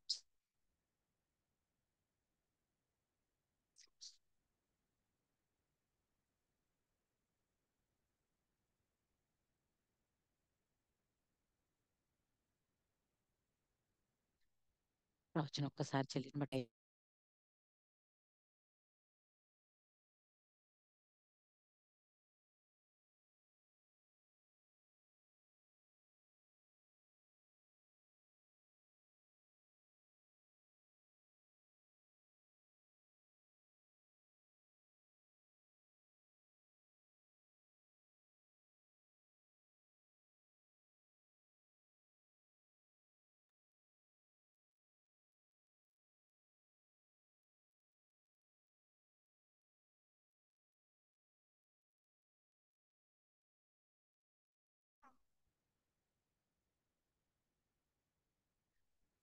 सॉरी, आप लोग देख पा रहे हो ना ये शेयर जो मैंने किया है? अभी अभी दिखाइए पहले हाँ, दूसरा दिखा। Okay brother, thank you thank you. हाँ, अभी हम आखिरी में है, हो जा रहा है। यहाँ अगर देखने से देखो, शाऊल के बाद दाऊद राजा बना, सुलेमान, यहाँ तक यूनाइटेड किंगडम है, मतलब पूरा मिला के इसराइल के राजा बोले उनको, मतलब 12 गोत्र के राजा थे वो। उसके बाद सोलोमन से परमेश्वर ने जो बोला है 2 भाग हो जाएगा करके, मगर दाऊद से जो वादा किया उसके अनुसार तुमको 2 गोत्र देने वाला हूँ, ऐसे बोले थे। इसीलिए सलोमोन का बेटा जो है रेहबाम, रेहबियम को 2 गोत्र दिया है। और जो वो लोग ही विरुद्ध हो गए थे और एरोबाम को अपना राजा बनाए थे, है ना। तो आपको इस तरफ जो दिख रहे हैं ना, वो यहूदा के राजा है, मतलब सलोमोन के पुत्र या दाऊद के संतति के लोग। सलोमोन का पुत्र रहबाम, रहबाम का पुत्र अबिया, अबिया का पुत्र आसा, यहोशापात, यहोराम, ऐसे पूरे 20 राजा थे यहूदा के, मतलब 2 गोत्र को पालन करने वाले राजा। उसके बाद इज़राइल के राजा कौन के 10 गोत्र को पालन करने वाले कितने थे? पूरे 19 राजाओं ने पालन किया। तो वो लोग एक दूसरे के, मतलब उनके वंश के नहीं है, एक एक अलग अलग। अभी यरोबाम एक था, नादाब, नादाब बाशा, एला, जिमरी, ओमरी। अगर हम यहाँ देखेंगे,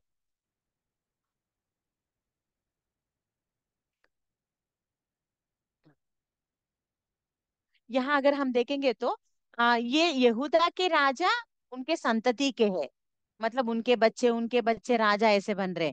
इज़राइल के राजा ऐसे नहीं थे, कोई आ रहे वो अपने आप को प्रकट कर रहे, थोड़े लोग तो परमेश्वर से चुने हुए हैं। मगर यहाँ एक डिफरेंस है यहूदा राजा में और इज़राइल के राजा में।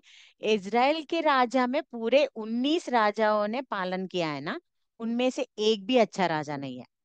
उनमें से बिल्कुल एक भी अच्छा राजा नहीं है। और ये 19 राजाओं ने क्या किया पता है?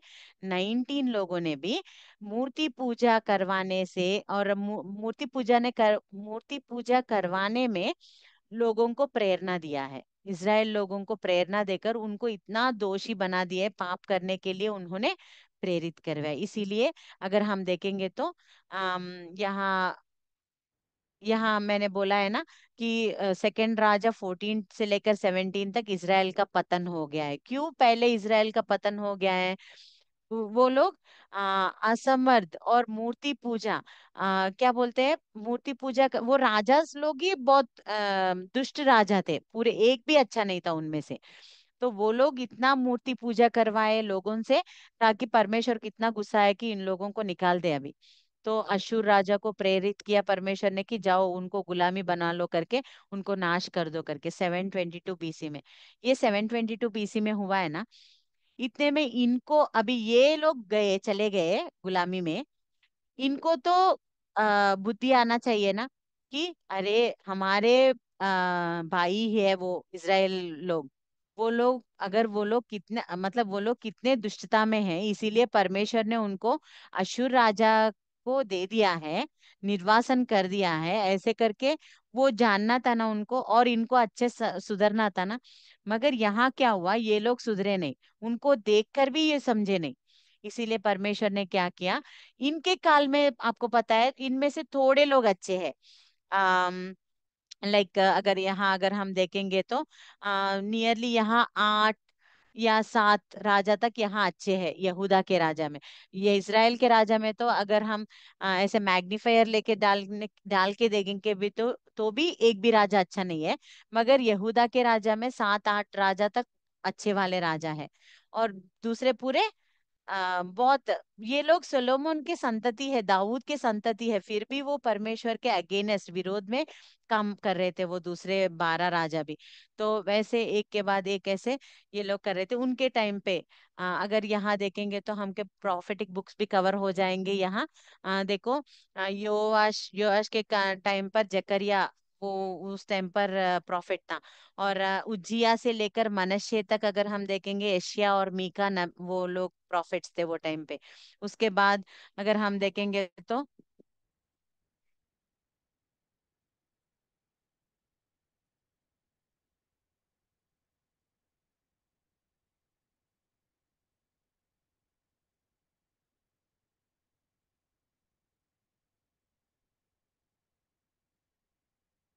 इसके बाद अगर हम देखेंगे तो, सॉरी, आम यशिया और मीका उनके टाइम पे प्रॉफिट्स थे। अमोन, योशिया, यहोयाहाज और यहोयाकीम, ये टाइम पर, मतलब आखिरी में जो राजा थे ना उनके टाइम पे, इर्मिया, नहूम, जफन्या, यहेजकेल, दानियल, हबक्कुक, ये लोग हमको प्रॉफिट्स दिखते हैं। और इज़राइल में प्रॉफिट्स कौन कौन थे? एलिया था, एलीशा था, योना था, आमोस, होशे और यशायाह। ये लोग इज़राइल के राजाओं को चेतावनी देते थे। और ये जो प्रॉफिट्स है इस तरफ, ये लोग यहूदा राजा, ये राजा के टाइम पे ये लोग प्रॉफिट्स थे और भविष्यवाणी बोलते थे। इनको देखकर भी ये लोग नहीं सुधरे थे, इसीलिए क्या हो गया, मेनली इनमें से ना ये एक एक राजा के बारे में मैं आपको विवरण भी मटेरियल में दूंगी। कौन कौन से राजा अच्छे थे और कौन नहीं थे, किसके कारण परमेश्वर इनके ऊपर गुस्सा आया था। मेनली ना यहाँ मनश्शे करके 14th राजा जो है आपको दिख रहा है ना, मनश्शे, उसके वजह से परमेश्वर को और भी बहुत गुस्सा आ जाता है।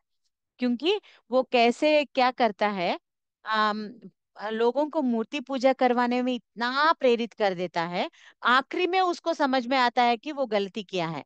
तब वो आखिरी में, उसके जीवन के आखिरी में वो रो रो के पश्चाताप करके प्रार्थना करता है, परमेश्वर मुझे क्षमा कर दो करके। परमेश्वर उसको क्षमा करते हैं, मगर ये जो प्रेरणा दिया है लोगों को, वो लोग तो वैसे ही चल रहे हैं। वो लोग सुधरे नहीं, ये एक ही सुधर गया था। तो उसके बाद आमोन, उसका बेटा जो है, वो भी और भी दुष्टता से चलता है। उसके बाद योशिया, ये ऐसे एक के बाद एक ऐसे हमको दिखते हैं। हिजकिया एक अच्छा राजा है। वैसे थोड़े अच्छे राजा है, मैंने बोले ना 8 अच्छे राजा है इनमें से। वैसे ये इन परमेश्वर, ये लोग सुधरते नहीं है, तो इनके पाप के कारण परमेश्वर इनको क्या करते हैं पता है? यहाँ मैंने आखिरी में दिया है 586 BC। इनका 722 BC में हुआ था आशूरी निर्वासन। और इनका यहूदा लोगों का मैं नेक्स्ट नेक्स्ट जो बोल रही हूँ ना, उसमें और भी आपको अच्छे से समझाऊंगी क्या है ये सब करके करके।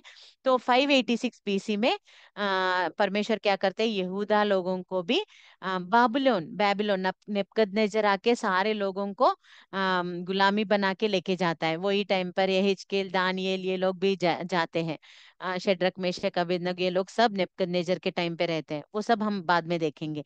तो वैसे 586 BC में बेबीलोन निर्वासन होता है, मतलब वो लोग इनको गुलामी बना के लेके जाते हैं। तो अभी मैं इनमें एक बात बोल के मैं ये पूरा कर दूंगी, समाप्त कर दूंगी। इज़राइल लोगों को अशूरी निर्वासन कर दिया है ना परमेश्वर ने, मतलब क्या बोलते हैं, अशूरियन एक्साइल ये हो गए ना। बाद में वो लोग फिर से नहीं आते, क्योंकि उनका पतन हो गया है वहां तक। मगर यहूदा लोगों को परमेश्वर बैबिलोनियन एक्साइल में भेजते हैं ना, नेबुकदनेस्सर, उसके बाद मेडियन पर्शियन किंग्स के वैसे हो जाते हैं ना वो लोग। उनके बाद फिर से वो परमेश्वर इनको, इनमें अच्छे लोग हैं ना, उनमें तो कोई अच्छे नहीं है फिर से लेके आने के लिए परमेश्वर को। मगर जिनको बैबिलोनियन एक्सेल एक्सेल में परमेश्वर भेजते हैं यहूदा लोगों को, उनको फिर से वहां जाने के बाद भी 70 साल वहां रहते हैं वो बेबीलोनियन एग्जाइल में। वो 70 साल में फिर से परमेश्वर उनको वादा देते हैं और भविष्यवाणी बोलते हैं कि तुमको फिर से मैं लेके आऊंगा, यरूशलेम को फिर से तुमको दूंगा, मंदिर को पुनः प्रारंभ करूंगा, पुनर्स्थापन करूंगा तुमको, ऐसे करके जब 70 साल भी उनको बहुत सारे भविष्यवाणी परमेश्वर बोलते हैं। और एज्रा, नेहेमिया वो टाइम पे फिर से उनको लेके आते हैं। वो मैं पैटर्न बताऊंगी, मतलब किनके किसके बाद कौन सा बुक आया और कौन कौन क्या बोले, वो सब हम आगे देखेंगे। तो एज्रा के टाइम पे फिर से कोरेश नामक एक राजा आकर उन सबको, जो एक्साइल में चले गए थे ना यहूदा लोग, उन लोगों को फिर से पीछे जाने के लिए आज्ञा देता है, जाके तुम्हारा मंदिर और दीवार ये सब पुनर्स्थापन कर लो, ऐसे करके आज्ञा देता है। तो वैसे यहूदा फिर से लौट के आते हैं, इज़राइल तो वहां के उनका नाश हो जाता है, फिर बाद में इनका नाम भी सुनाई नहीं देता इज़राइल लोगों का। इज़राइल लोग कौन कौन है? 10 गोत्र के लोग। मतलब वो 10 गोत्र के लोग हमें फिर से, वो कौन कहाँ है क्या है वो सब हमको बाद में कहीं भी दिखाई नहीं जाता है। मगर यहूदा के लोगों के बारे में, मतलब ये 2 गोत्र जो है उनके बारे में तो हमको बार बार बाद में एक्साइल के बाद फिर से वो लौट के आते हैं। और बाद में नए नियम में भी हम देख सकते हैं इन लोगों को, ये सब हम देखते हैं। और यीशु मसीह भी यही यहूदा गोत्र को परमेश्वर ने क्यों सेव किया है पता है? देखने से उनमें थोड़े अच्छे थे, अच्छे लोग सारे ऐसे दुष्ट नहीं थे। देखो ये नबी है पूरे, इर्मिया, यशायाह, जकरिया, या नहीं तो दानियेल, यहेजकेल, शद्रक, मेशक, अबेदनगो, ये लोग सब यहूदा के लोग हैं। वो लोग कितना अच्छे परमेश्वर के लिए खड़े रहे थे। इसीलिए उनके कारण, और एक मेन रीजन क्या था, यही यहूदा गोत्र से परमेश्वर को किसको लाना था, यीशु मसीह को इस दुनिया में लेके आना था। इसीलिए परमेश्वर ने इनको फिर से एक शांति, यानी तो एक आशा उनको फिर से दिया है कि मैं तुमको फिर से लेके आऊंगा करके। ये है पहले शमूएल से लेकर दूसरे इतिहास तक राजाओं का इतिहास। तो यहाँ तक हम समाप्त करेंगे। और